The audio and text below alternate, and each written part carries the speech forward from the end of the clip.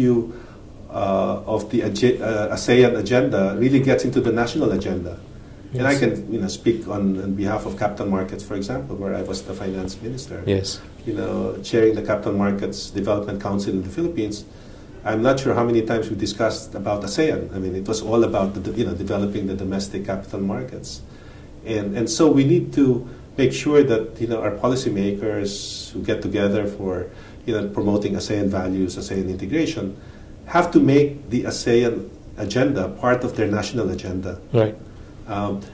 Is there a circuit breaker to do that? That's the question. In the specifically in the ASEAN Capital Markets Forum, which incidentally has been led by Tan Sri Zarina of the Securities Commission in Malaysia, and the former head of the Securities Commission in Thailand, Kuntirachai, who's now become the finance minister. Yes. I think they've been pushing very hard through the ASEAN Capital Markets Forum to put together this roadmap that has been approved by the finance ministers a couple of years ago.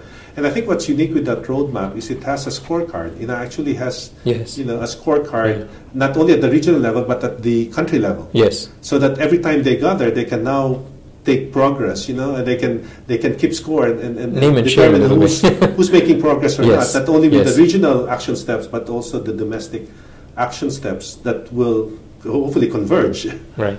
So that's one. I think the other thing that's probably more effective, however, is the private sector. What's happening in the private sector, to the extent that you have ASEAN champions like CIMB. I think to me that's much more effective because it's making things real. To have a region, to have more regional, bigger, stronger regional banks, I think would be good, and it's actually fulfilling the vision of an integrated ASEAN financial market.